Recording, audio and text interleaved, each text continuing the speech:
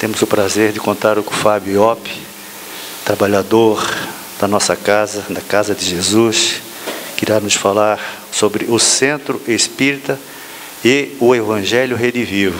E que Jesus te abençoe. Meus amigos, boa noite para todos. Que Jesus, o nosso Mestre, possa nos abençoar a todos. Para nós é sempre um motivo de profunda alegria podermos trocar algumas reflexões sobre os textos bíblicos, sobre os evangelhos, à luz da doutrina espírita. Mas, sobretudo hoje, falar do Evangelho, no mês em que comemoramos 61 anos de trabalho ininterrupto da Casa de Jesus, porque no mês de junho esta casa comemora 61 anos de trabalho no plano físico, é motivo de não apenas alegria, mas de uma profunda emoção. Porque nós ficamos imaginando quantas pessoas entraram por estas portas buscando amparo, buscando esclarecimento, buscando consolo, buscando diretrizes para que pudessem tomar um melhor passo na sua vida. Saíram daqui com uma visão sobre a sua realidade um pouco mais ampla, mais aberta. Nós ficamos imaginando quantas pessoas entraram por estas portas durante 61 anos, prestes a tomarem a decisão mais difícil da sua encarnação, prestes a entrarem no erro que causaria consequências profundas na sua evolução. Estavam prestes a entrar no suicídio. E ao saírem daqui, saíram renovados. Trocaram a posição de tristeza pela posição de renascimento enquanto ainda encarnado. Nós também imaginamos durante este tempo quantas pessoas em depressão profunda chegaram aqui sem conseguir caminhar no próprio chão em que seus pés tocavam, sem conseguir observar a realidade que estava vivendo. Não enxergava nada a não ser sombra. E saíram daqui enxergando a alegria de renovar-se. Quantas mães entraram durante este tempo buscando algum tipo de amparo, porque teve o seu filho perdido para o suicídio. Quantas mães entraram aqui por esta porta, buscaram atendimento fraterno, buscando esclarecimento do porquê que ela se dedicou durante muitos anos e o seu filho amado hoje é apontado pela sociedade como traficante, como homicida, como delinquente. Quantas mães vêm e buscam amparo e o entendimento do porquê ela tanto ama e só recebe em troca escárnio. Nós ficamos imaginando o trabalho dos trabalhadores não apenas do mundo físico, que nada mais são do que instrumentos daqueles que estão no plano espiritual. Estes sim, trabalhadores abnegados, sem nome, anônimos, porque eles não precisam de um quadro com o seu rosto estampado para que a gente venere ou aponte, dizendo é Ele que me ajuda. Eles não precisam ser reconhecidos por algo que fizeram de bom pela ciência, pela filosofia ou qualquer outra vertente durante as suas vidas anteriores. Eles apenas querem ser reconhecidos como instrumentos de Jesus na terra. Então, falar de Evangelho nestes dias, que envolve o aniversário desta casa, que foi edificada no cristianismo primitivo das primeiras horas, porque aqui tem trabalhadores do mundo espiritual que beberam na fonte pura do Evangelho, é profundamente emocionante. Então nós vamos fazer uma viagem, uma grande viagem, mas essa viagem nós vamos olhar de cima, como espectadores, porque esta viagem é também a história de todos nós, sem distinção, porque somos peregrinos, itinerantes, espíritos que reencarnam e reencarnam, buscando amontoar tesouros nas experiências transitórias da encarnação, para amontoar no coração do espírito, no coração aonde as traças e a ferrugem não irão corroer. Então nós iremos levantar voo, enxergar de cima, e daqui 45 minutos iremos pousar. Porque deveremos sair daqui com os pés no chão. Porque o Espiritismo espera muito de nós. Ele espera responsabilidade.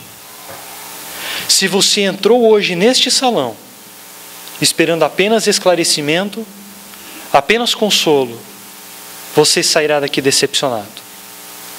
Porque o Espiritismo nunca foi via de mão única. Se você entra para ser consolado, você também entra para doar.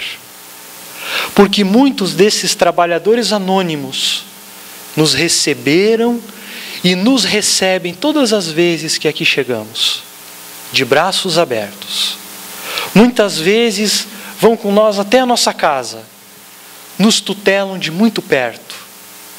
Mas quando entramos aqui, eles esperam que nos venhamos a conectar com eles, a nos colocar abertos e dispostos também a doar o bom sentimento, para que eles, silenciosamente, se façam uso destes fluidos que nós liberamos nestas horas, e venham a amparar, ou até mesmo curar, a este irmão que está ao seu lado. Quem sabe lá no fundo do salão, quem sabe na casa ao lado, porque não teve condição de vir. Portanto, o Espiritismo é via de mão dupla. É sim trabalho que edifica. Quando Jesus decide iniciar o seu trabalho de divulgação da Boa Nova, ele escolhe ir ao encontro do seu precursor, João Batista. Ele se dirige ao deserto da Judéia. João Batista, seu primo, que recebera a missão de ser o precursor da segunda revelação, de ser aquele que com as suas mãos iria preparar o território, alguns corações, para que Jesus plantasse a semente da fraternidade. Ele que escolhera a vida rude e ascética do deserto da Judéia, ele que se mantinha em uma sintonia espiritual com o plano superior, se mantinha numa disposição espiritual de uma disciplina tão intensa que Emmanuel diz que era a disciplina que precedia a espontaneidade, se alimentava de gafanhoto e de mel silvestre, estava pronto para receber a companhia de Jesus. Jesus chega no deserto da Judéia, que é um deserto diferente destes que conhecemos. A Judéia possui um deserto totalmente pedregoso, nada obstante montanhoso, e ele ser cálido, uma temperatura muito mais alta do que as demais regiões da Palestina. Ele também possuía uma dificuldade imensa para você se deslocar. Você deveria não apenas subir e descer montanhas, você também recebia influências da temperatura, Você também recebia influências da geografia do local, porque quando você descia as colinas de Hebrom, você estava abaixo do nível do mar. O fato é que Jesus decide ir ao encontro de João Batista naquele local rústico. E nós nos perguntamos, o que teria feito Jesus iniciar a divulgação do seu evangelho exatamente num local de difícil acesso? O que teriam dialogado aquelas duas almas? Será que haviam dialogado sobre o futuro da humanidade? Quem sabe, mais feliz com a chegada da revelação? Ou quem sabe, prestes a sofrerem a dor escolhida por eles mesmos? Não sabemos. O certo é que Jesus, depois de alguns dias, se despede de João Batista e segue sozinho, peregrinando em passos lentos, rumo a Jerusalém, a cidade palco da primeira revelação, a cidade que assistiu e foi o ápice do farisaísmo, o ápice das leis mosaicas, a cidade que sustentava toda a vaidade humana e se utilizava Deus como regra de domínio. Jesus escolhe ir a Jerusalém. Ele entra na cidade e é visto como se procurasse pessoas, como se estivesse procurando alguém que ele conhecia, procurava algum coração, alguma mente já preparada para que ele pudesse depositar a sua semente da renovação, para que ela pudesse se transformar numa árvore, quem sabe, um instrumento dele em Jerusalém. O fato é que Jesus também não encontra esta pessoa. E após entrar dentro da cidade, porque Jerusalém era uma cidade grande, ele começa a observar as construções, as arquiteturas. Ele observa o templo suntuoso de Jerusalém, a Torre Antônia. Ele observa milhares de pessoas entrando e saindo. Pessoas mais preocupadas com o movimento exterior do que com o interior. Pessoas aonde construir uma religiosidade no domínio. Jesus então decide dar as costas a Jerusalém. Mas antes disso, um sacerdote de nome Hanã, hipócrita, se dirige a Jesus e diz: Galileu, tu conheces Roma ou Atenas?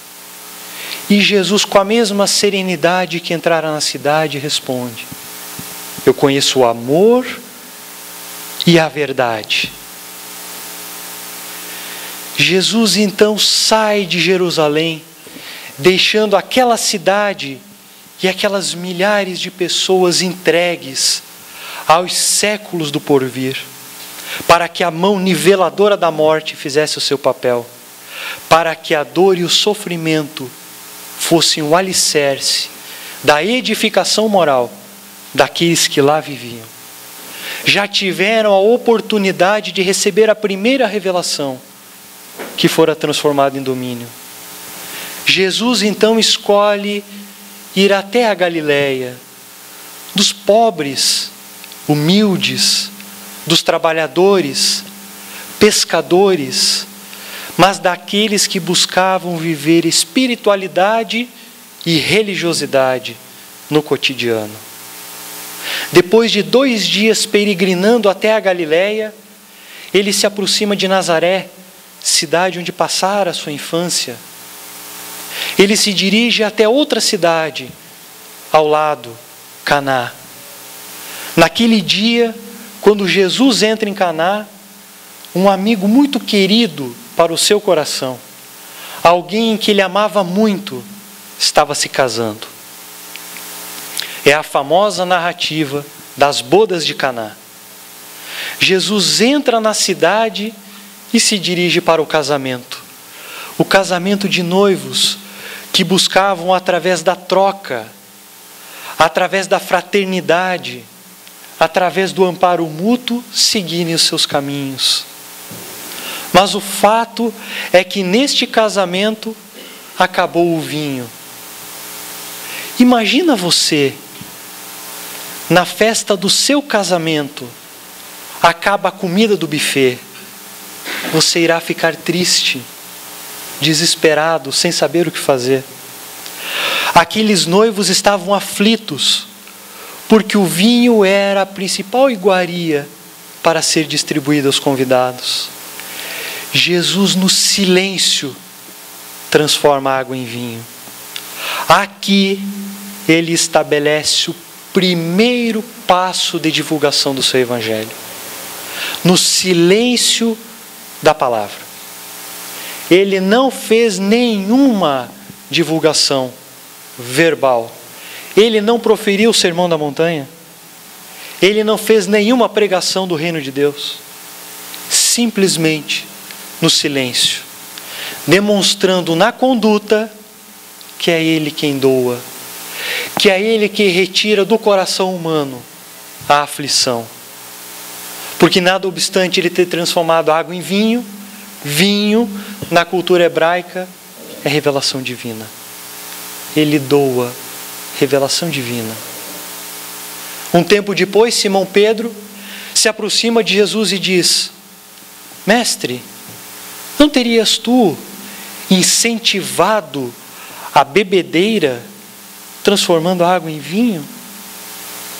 E Jesus, sereno, sem entrar no mérito da questão, responde: Simão, o coração que muito raciocina entra em labirintos perigosos. Agora o coração que sente, tem uma bússola infalível. Acaso a bondade erra? Acaso a fraternidade erra? Acaso o amor e o perdão erram? Talvez estes sentimentos hoje não sejam bem vistos, mas quem os tem está no caminho. E Jesus olha para ele e diz: Simão, conheces a alegria de servir a um amigo? Porque aquele noivo era um amigo muito querido para o meu coração. Tu que conhece as leis que regem o movimento farisaico, os códigos religiosos, conheces a alegria de servir a quem você ama? Jesus dá o tom da interpretação do seu primeiro passo na divulgação do Evangelho. Silêncio, trabalho. E para mostrar que Evangelho também termina com notícia alegre, porque Evangelho é notícia, e chegará o dia que não será mais notícia, será nosso cotidiano. Quando aqueles discípulos cabisbaixos, tristes, porque Jesus fora crucificado, Maria Madalena, numa manhã de domingo, o Mestre lhe aparecera num jardim, trazendo a maior notícia que a humanidade já ouviu: que todos os túmulos estão vazios. Não há um espírito no túmulo.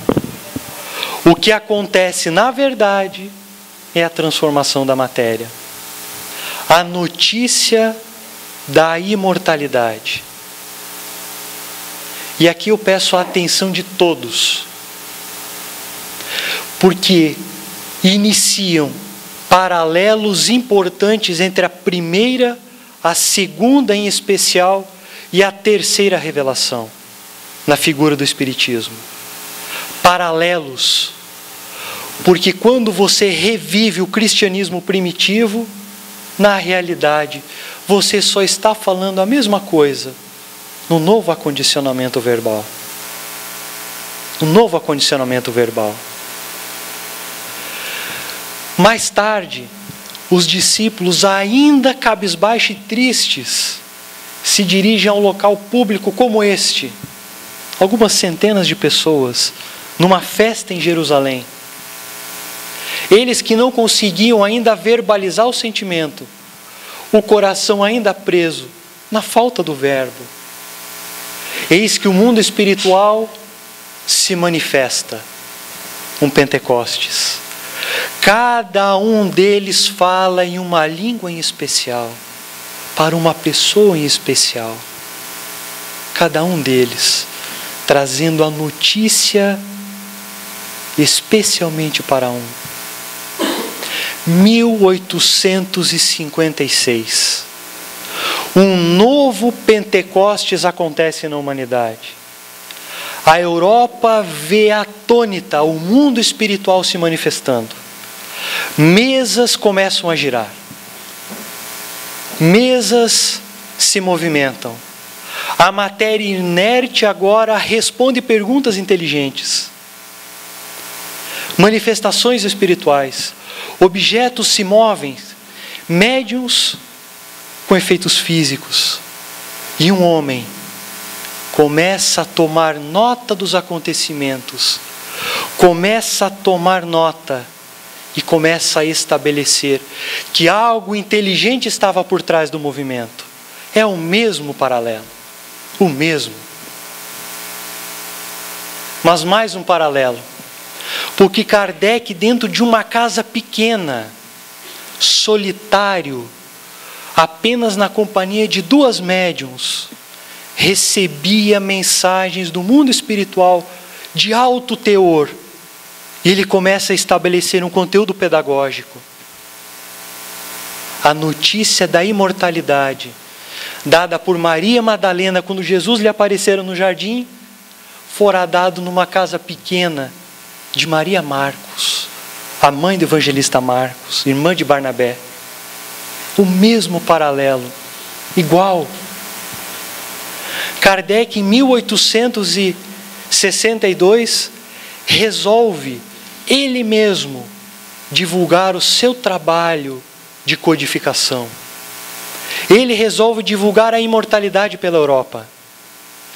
Pessoas cultas, letrados, pessoas de coração sensível, pessoas que não tinham coração sensível, trabalhadores da alma, pessoas rústicas de alma, esperavam Allan Kardec trazer a notícia da imortalidade.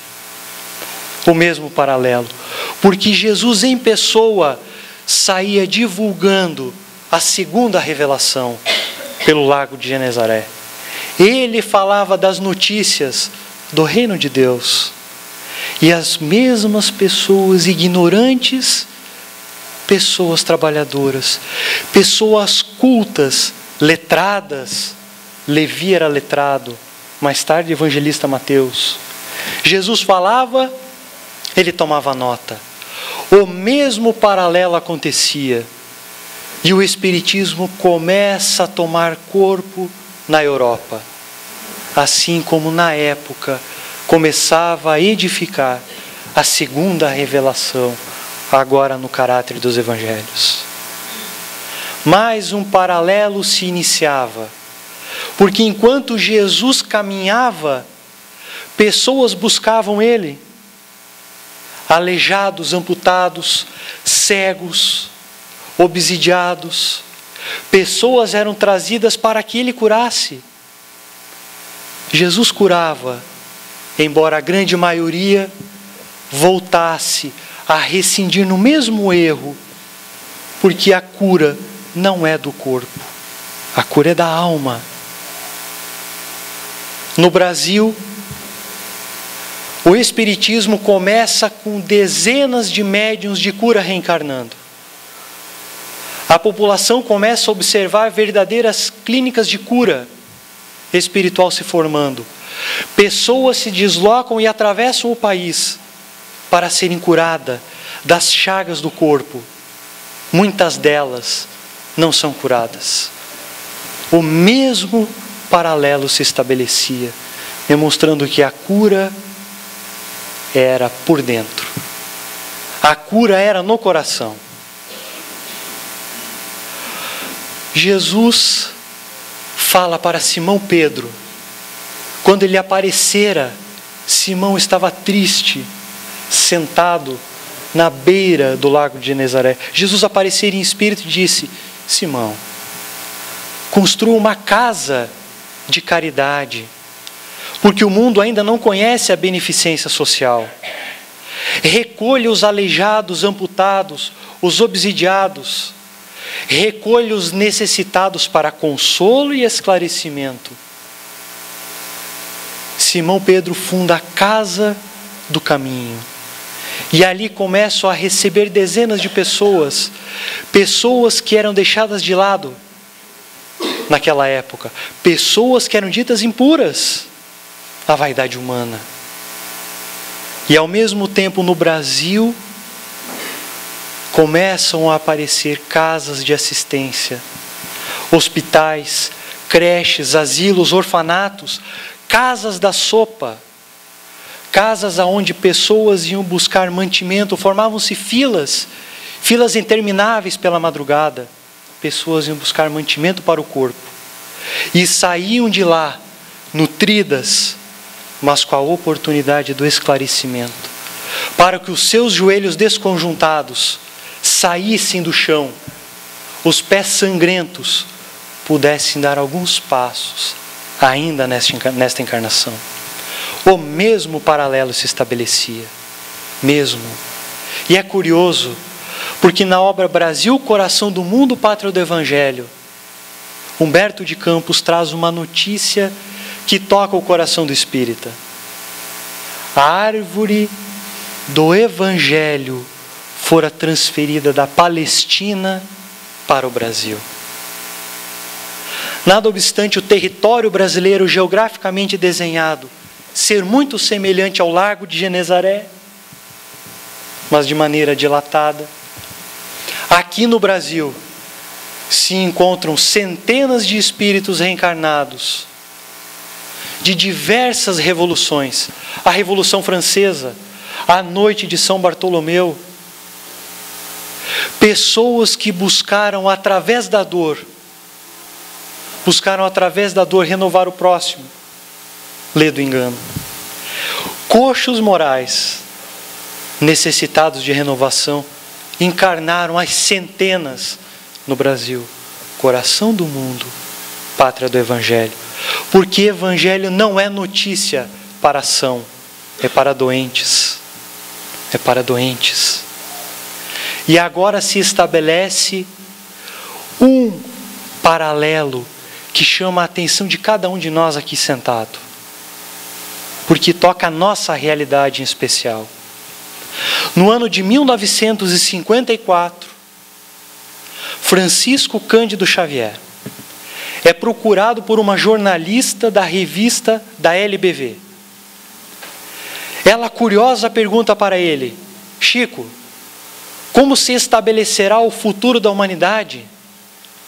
Quais são as ocorrências que trouxeram a humanidade até agora e que irão se estabelecer no futuro?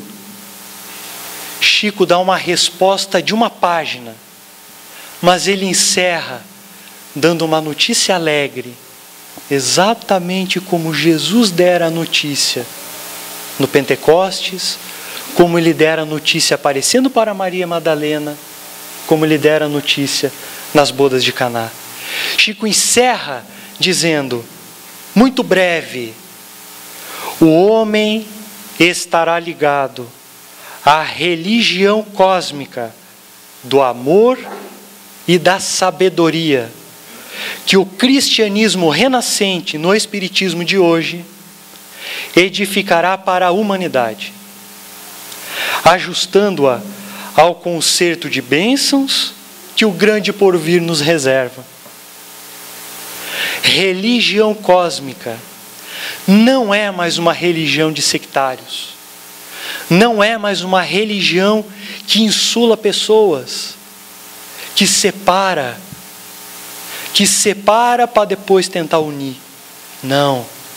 Religião cósmica, porque você tirando a carta moral aqui na humanidade, você poderá dirigir a sua evolução em qualquer lugar do universo.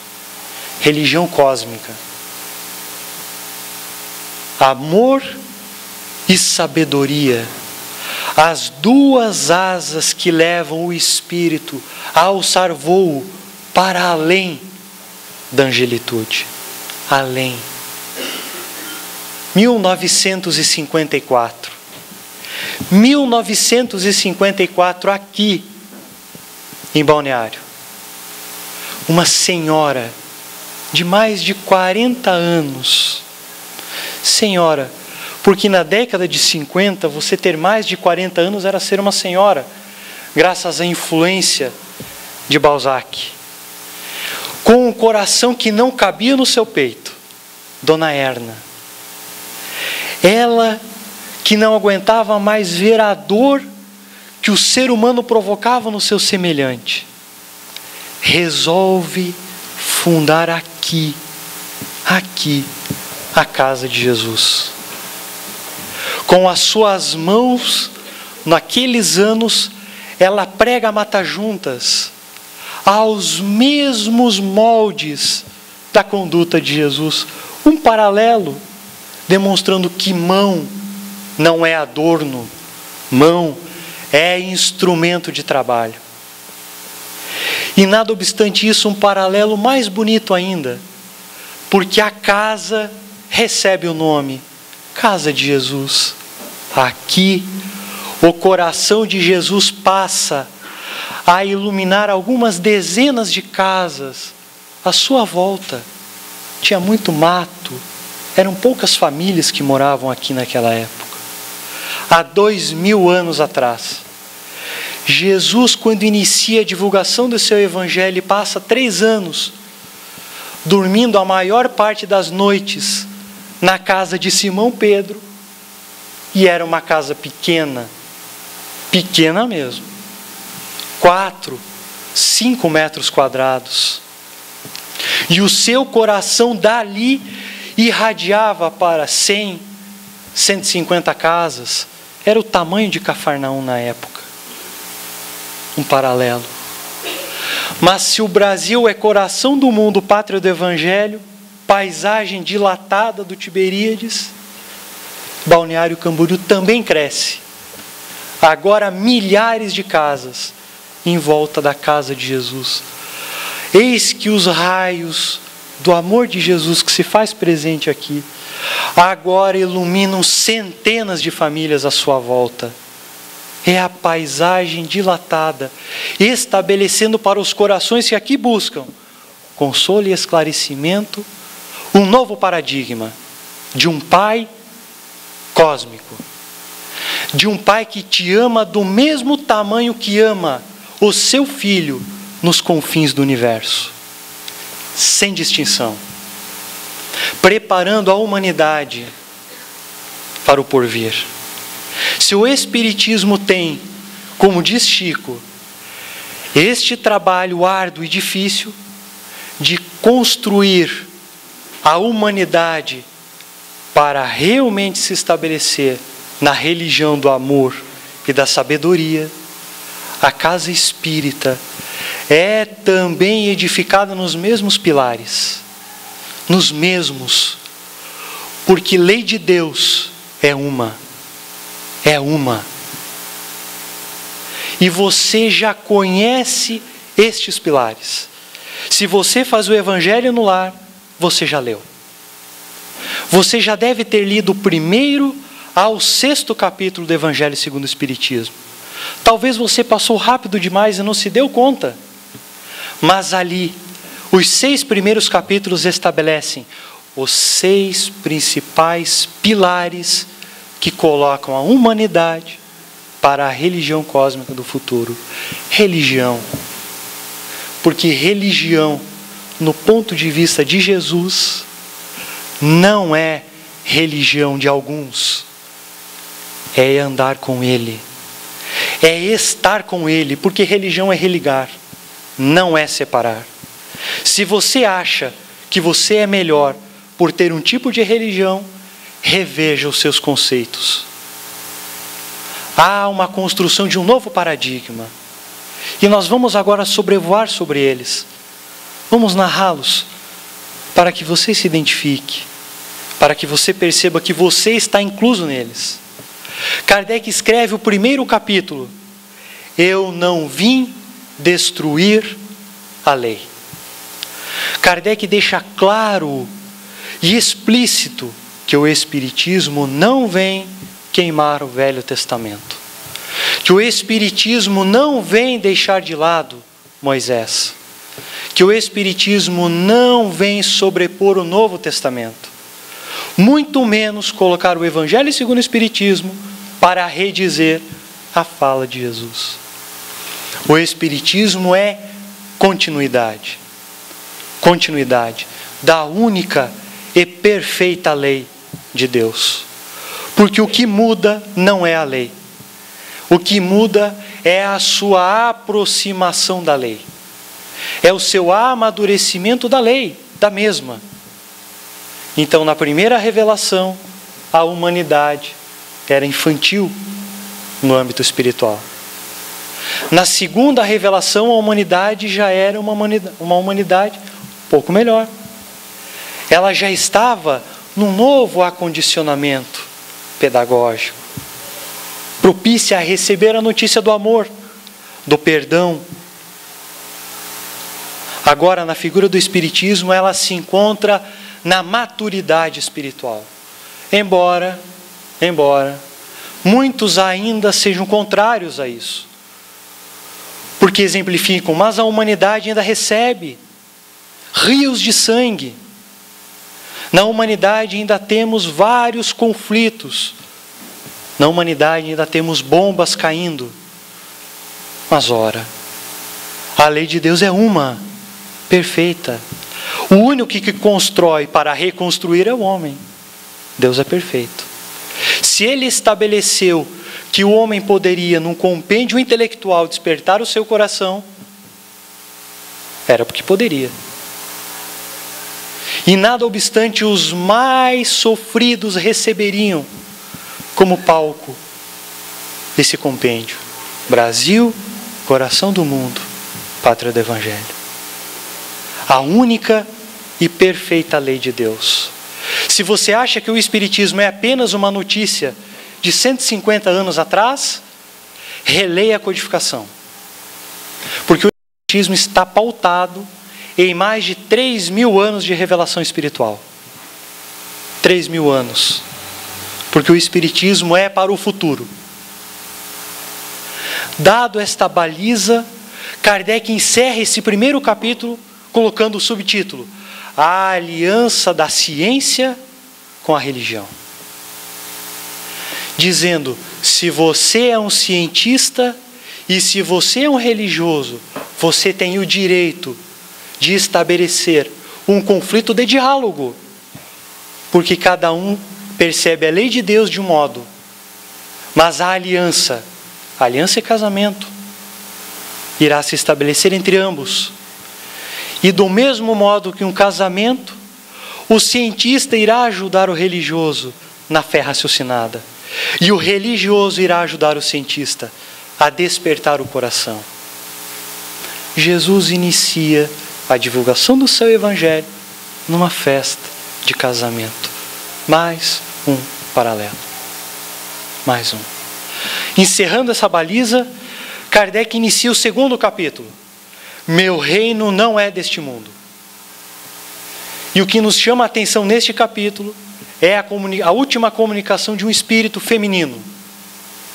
E ela escreve o seguinte título para a sua comunicação: Uma realeza terrestre. E ela diz: eu fui rainha na terra. Eu fui rainha da corte francesa. Experimentei todas as experiências que o materialismo e a vaidade humana me permitia. Todas. Eu achei que eu podia dominar o meu semelhante. Mas ao voltar ao mundo espiritual, eu descobri que para este reino só há um rei. E o nome dele é Jesus Cristo. Porque só ele tem edificação moral e intelectual para governar a humanidade.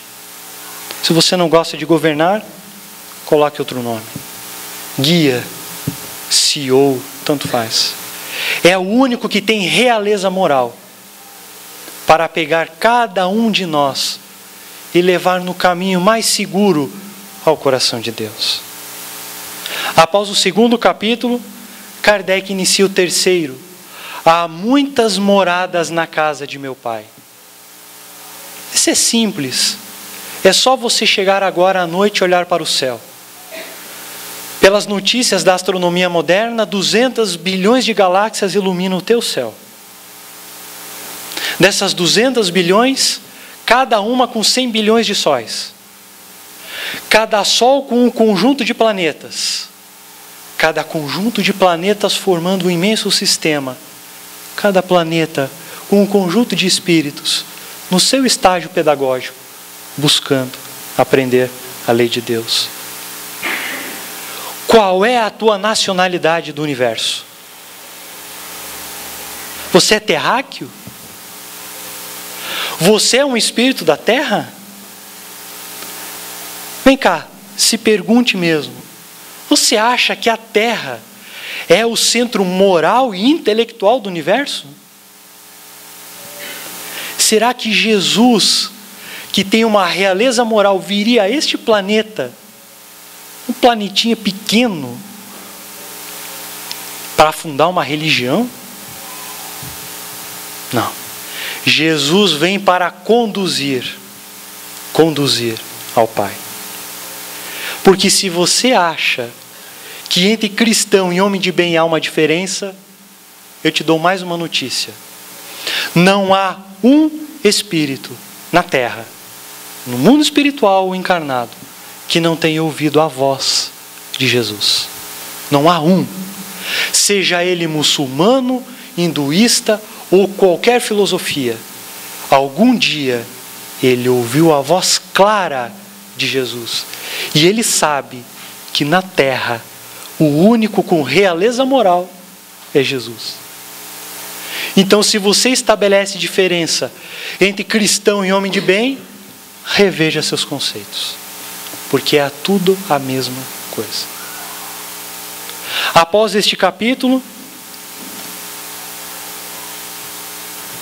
Kardec estabelece o quarto, e esse título é curioso: ninguém poderá ver o reino de Deus se não nascer de novo.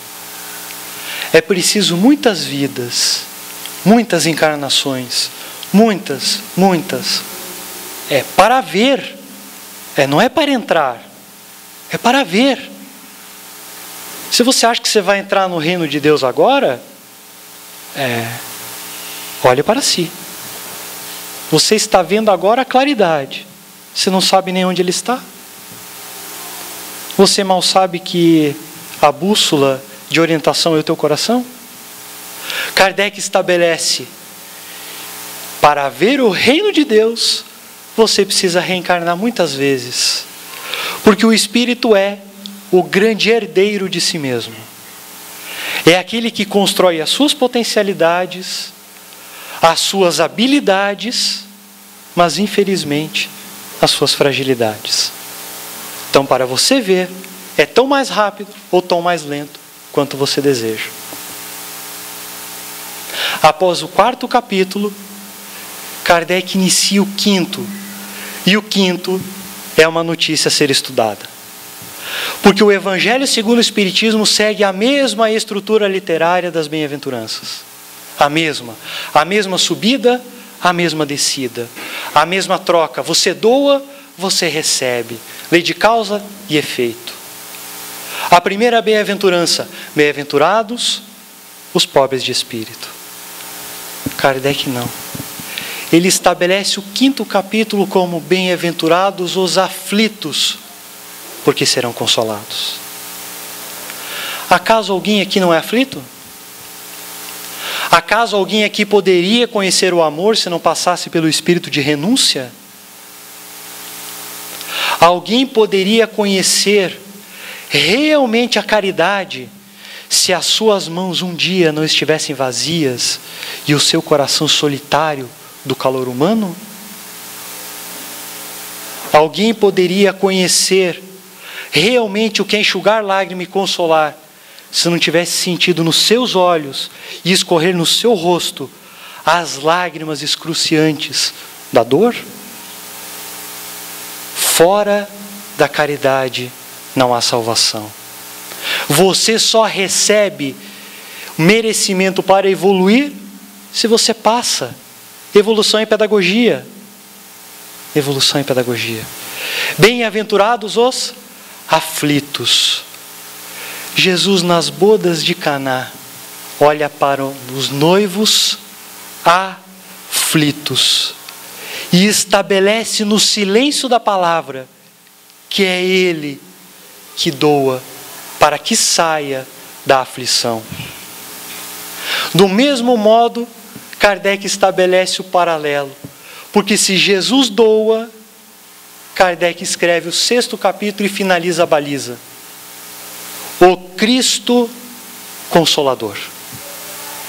O único capaz de enxugar lágrimas e estabelecer o caminho preciso é Jesus. Se você acha que o Espiritismo é apenas sofrimento, é bom que você olhe para o seu sofrimento. Olhe para o começo da sua encarnação atual e perceba que teve uma mão silenciosa que te trouxe até agora.